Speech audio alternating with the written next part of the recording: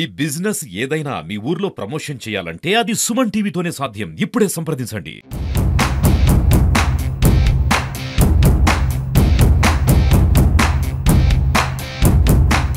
తిత్లీ తుఫాన్ వచ్చినప్పుడు తెలుగుదేశం ప్రభుత్వ హయాంలో 20,000 హెక్టార్కి ఇస్తే మరి తర్వాత అది 25,000 30,000 ఖర్చులు పెరిగినటువంటి దానికి అనుగుణంగా ఇన్పుట్ సబ్సిడీ పెరుగుతుందని గత ప్రభుత్వంలో రైతులు ఆశిస్తే దానికి భిన్నంగా రివర్స్ ప్రభుత్వం రివర్స్ చేసి 20,000ని 16,000కి తగ్గించి గత పాలన మోసం దగా చేస్తే మళ్ళీ ఈ ప్రభుత్వం అధికారంలోకి వచ్చాక 25,000 రూపాయలకి హెక్టార్కి ఇన్పుట్ సబ్సిడీని పెంచినటువంటి ఘనత ఈరోజు ఈ ఎన్డీఏ ప్రభుత్వానికి. అదేవిధంగా గత ప్రభుత్వంలో ఇన్సూరెన్స్ని కట్టడం మర్చిపోయారు. ఇన్సూరెన్స్ని కట్టడం మర్చిపోవడం అంటే రైతును మర్చిపోవడమే. ఆ రోజు కూడా శాసనసభలో నేను కూడా చూశాను. ఆ రోజు చంద్రబాబు నాయుడు గారు ఫ్లోర్ మీద కూర్చుని నిరసన వ్యక్తం చేస్తే ఆ రోజు రాత్రి 11 గంటలకి ఇన్సూరెన్స్ కట్టినటువంటి పరిస్థితి దుస్థితి గత పాలనలో ఉన్నటువంటి స్థితి.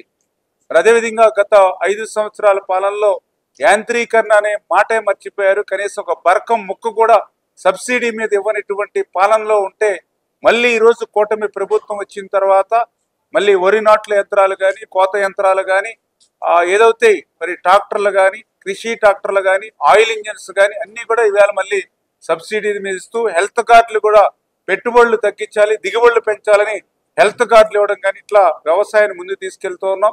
ఏదైతే గిట్టుబాటు ధరలు అందించేటువంటి విషయంలో మరి ఈ యొక్క మార్కెట్ అప్ అండ్ డౌన్స్ కానీ ఎగుమతులు దిగుమతుల ప్రభావం వల్ల కొన్ని పంటలకు మరి ఆ ధర లభించేటువంటి విషయంలో కూడా ఎప్పటికప్పుడు ముఖ్యమంత్రి గారు కూడా కలగజేసుకుని ఇప్పుడే చూసాం. ఏదైతే మిర్చి పంటకు మరి యొక్క మద్దతు ధర రైతుకి లభించినటువంటి స్థితిలో మరి చంద్రబాబు నాయుడు గారు మరి స్వయంగా ఆయన ఢిల్లీ వెళ్ళి మరి యొక్క వ్యవసాయ శాఖ మంత్రిని కూడా కలిసి ఆ మిర్చి పంటకి మద్దతు ధర అందించేటువంటి విషయంలో ముఖ్యమంత్రి గారు మరి ఆయన చేసిన కృషి కానీ. ఎందుకు ఈ మాట చెప్తున్నానంటే గతంలో కూడా 5 సంవత్సరాలు ఇటువంటి పరిస్థితి వస్తే ఆనాటి ముఖ్యమంత్రి కనీసం ఆ తాడేపల్లి రాజప్రసాదం వదిలిపెట్టి ఒక అడుగు ముందుకి బయటకు వచ్చినటువంటి పరిస్థితి లేదు. కానీ ఈ ప్రభుత్వం ఎప్పుడు రైతాంగానికి ఏ నష్టం ఇబ్బంది వచ్చినా సరే మరి వెంటనే, ఎందుకంటే నిన్న కూడా చూసాం ఆక్వా రంగానికి మరి ఏదైతే ఆ యొక్క అమెరికా ట్రంప్ సుంకం విధించడంతో ఆక్వా రంగం దెబ్బతింటుంది అని అంటే అప్పటికప్పుడు కేంద్ర మంత్రితో మాట్లాడటమే కాకుండా నిన్న అచ్చెన్నాయుడు గారు ఆయన ఒక మత్స్యశాఖ ద్వారా రివ్యూ పెట్టడం, నిన్న స్వయంగా ముఖ్యమంత్రి గారు కూడా ఒక రివ్యూ పెట్టడం, అంటే ఇట్లా ఒక రైతాంగానికి చిన్న ఒక ఇబ్బంది వచ్చింది అని అంటే ఇమ్మీడియట్లీ ప్రభుత్వం స్పందించి ముఖ్యమంత్రి దగ్గర నుంచి మంత్రుల దగ్గర నుంచి కింద శాఖల వరకు కూడా మరి ఆ యొక్క సమస్యను పరిష్కరించడానికి ప్రయత్నం చేస్తున్న విషయం. ఇప్పుడే కలెక్టర్ గారితో కూడా డిస్కషన్ చేస్తే మన కర్నూలు అంటే ఉల్లి అంటే కర్నూలు. మరి అటువంటిది ఈ సంవత్సరం 5,000 రూపాయల వరకు కూడా మరి వేళ ధర లభించినటువంటి పరిస్థితి కూడా ఒక్కొక్క రోజు మరి ఉల్లిలో ఉన్నటువంటి పరిస్థితి. ఇటువంటి మార్కెట్ ఒడిదుడుకుల్ని కూడా తట్టుకుని రైతుల్ని కాపాడుకునేటువంటి విధంగా ఈ కూటమి ప్రభుత్వం పనిచేస్తుంది అనే విషయాన్ని కూడా మీ ద్వారా కూడా ఈ సందర్భంగా తెలియజేసుకుంటూ, అదేవిధంగా మరి ఏదైనా ఇటువంటి సమస్య వచ్చినప్పుడు వాటిని స్టోరేజ్ చేసుకోవడం కూడా అవసరం. ఎప్పుడైనా దళారులు లేకపోతే గిట్టుబాటు ధర లేనప్పుడు ఆ రైతుకి ఆ యొక్క స్టోరేజ్లు కూడా ఉండాలని ఏదైతే మా గౌరవ సభ్యులు ఏదైతే చెప్పారో ఆ స్టోరేజ్ ప్లాంట్స్ ను కూడా కర్నూలులో మరి పెంచేటువంటి విధంగా కూడా మేము నిర్ణయం తీసుకుంటామని చెప్పేసి కూడా మీ ద్వారా కూడా తెలియజేసుకుంటూ, మరి పర్టికులర్ గా ఏదైతే ఆర్టీఎస్ రాజోలి బండ డైవర్షన్ ఏదైతే చెప్పారో మరి ఇది 4 టీఎంసీల నీరు, అదే 2014-19లో మనం ఆ రోజు 1985 కోట్లు ఆ రోజు మనం కేటాయించాం, ఎన్సీసీ ఏజెన్సీకి ఇచ్చాం. మరి ఇది మంత్రాలయం అదేవిధంగా ఎమ్మినగూరు కొడుమూరు నియోజకవర్గాలకు ఉపయోగపడుతుంది. మరి దగ్గర 5,881 ఎకరాలు మనం ల్యాండ్ ఎక్వేషన్ చేయవలసి ఉండగా 518 ఎకరాలకి ఆల్రెడీ మనం అవార్డు కూడా పాస్ చేసాం. కానీ దురదృష్టం గత 19, 24, 5 సంవత్సరాలు ఈ పనులన్నీ కూడా మళ్ళీ గాలికి వదిలేశారు. దాంతో ఈ పనులన్నీ కూడా ప్రశ్నార్థకమైనటువంటి పరిస్థితుల్లో మరి 25% బిలో జరిగిన వర్కులు క్యాన్సిల్ అని ఏదైతే ఇక గవర్నమెంట్ జీవో ఇచ్చినప్పటికీ కూడా ఆ పనుల యొక్క ఆవశ్యకతను దృష్టిలో పెట్టుకుని కర్నూలు జిల్లాను దృష్టిలో పెట్టుకుని ఆ యొక్క పనుల్ని మనం రద్దు చేయకుండా అంటే జీవోలో బిలో 25% లో రద్దు అయ్యేటువంటి పరిస్థితి ఉన్నప్పటికీ కూడా స్పెషల్ కేసు కింద తీసుకుని దాన్ని కొనసాగించాలనేటువంటి నిర్ణయం కూడా మేము తీసుకున్నామంటే విషయాన్ని కూడా మీ ద్వారా కూడా తెలియజేసుకుంటూ, మరి ఈవేళ ఏదైతే కర్నూలుకి సంబంధించి ఆ హెచ్ఎన్ఎస్ఎస్ ఏదైతే విస్తరణ నుంచి ఎక్కడికక్కడ వాగుల దగ్గర కానీ చెరువుల దగ్గర కానీ మాకు ఓటీలు ఏర్పాటు చేసినట్లయితే మరి మాకన్నిటికీ కూడా మా వాగుల ద్వారా మా చెరువులన్నీ కూడా నింపుకునేటువంటి అవకాశం ఏదైతే మరి ఇమ్మని ఏదైతే అడిగారో దాన్ని కూడా మేము ఇరిగేషన్ డిపార్ట్మెంట్ నుంచి ఆల్రెడీ మేము చెప్పడం జరిగింది. ఎక్కడైనా వైండింగ్ అండ్ లైనింగ్ చేసినా ఆ ప్రాంతంలో ఉన్నటువంటి నియోజకవర్గానికి సంబంధించినటువంటి ఏ వాగున్నా ఏ చెరువున్నా కూడా ఓటీలను వదిలిపెట్టి వాళ్ళకి నీరిచ్చి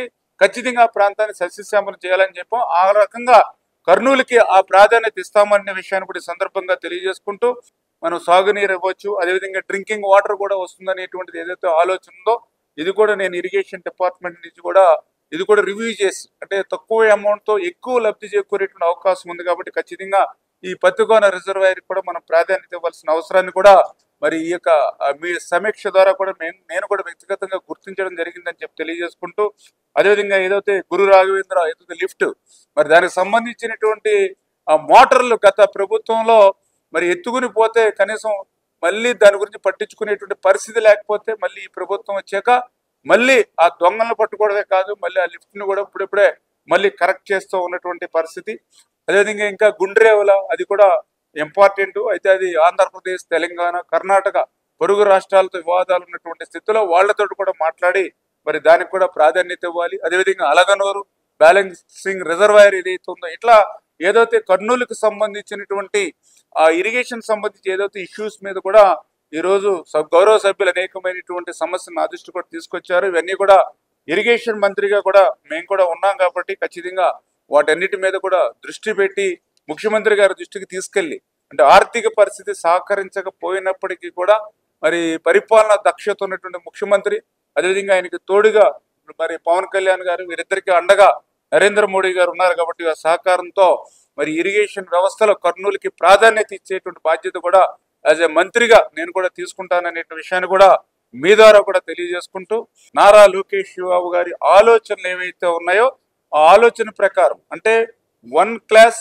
1 టీచర్ మినిమం మనం ప్రతి స్కూల్లోనూ ఉండాలి అనేటువంటి ఆయన ఆలోచన. ఎందుకంటే ఈవేళ ఏ స్కూల్కి పోయినా 5 క్లాసులు ఉంటే ఒక టీచరు 2 టీచర్లే ఉన్నటువంటి పరిస్థితి.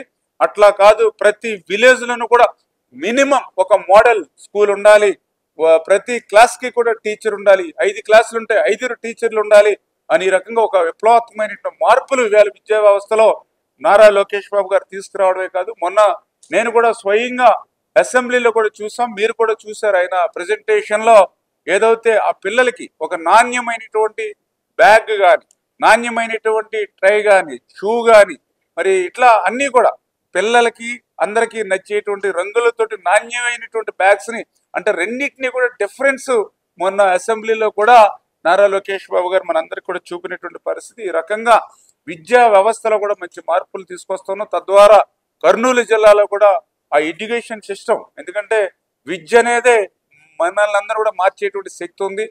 చేత ఈ కర్నూలు జిల్లాని భవిష్యత్తులో మార్చగలిగేటువంటి శక్తి ఎడ్యుకేషన్ ఉంది కాబట్టి దానికి జిల్లాలో కూడా ప్రాధాన్యత ఇస్తామనే విషయాన్ని కూడా సందర్భంగా తెలియజేసుకుంటూ మన ఆంధ్రప్రదేశ్ రాష్ట్రానికి మళ్ళీ జల్ జీవన్ మిషన్ మరి రూపంలో మనకి నిధులు వస్తూ ఉన్నాయి. అంటే గత ప్రభుత్వం చేసినటువంటి లోపాలన్నింటినీ కూడా మళ్ళీ ఈ ప్రభుత్వం సరిదిద్దుకుంటూ ముందుకెళ్తుంది.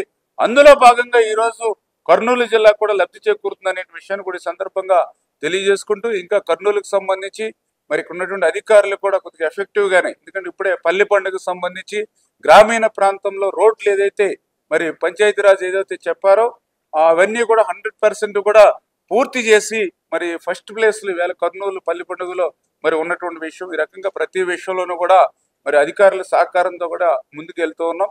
ఖచ్చితంగా రాబోయేటువంటి రోజుల్లో కూడా మరి కర్నూలుకి ఇంకా ఇతరత్ర అంటే ఇటు వ్యవసాయము ఇరిగేషన్ ఇట్లతో పాటుగా మరి ఏదైతే పారిశ్రామికంగా కూడా మరి ఇక్కడ మన భరత్ గారు కూడా ఉన్నారు. ఖచ్చితంగా రేపు మళ్ళీ మరి ఏదైతే ఈ హార్టికల్చర్ హబ్ గా కానీ అదేవిధంగా ఈ డ్రోన్స్ దీనికి ఒక కేంద్రంగా కానీ ఇట్లా ప్రతి విషయంలోనూ కూడా కర్నూలుకి ప్రాధాన్యతనిచ్చి ముందుకెళ్తామని చెప్పి మీ ద్వారా తెలియజేసుకుంటాం.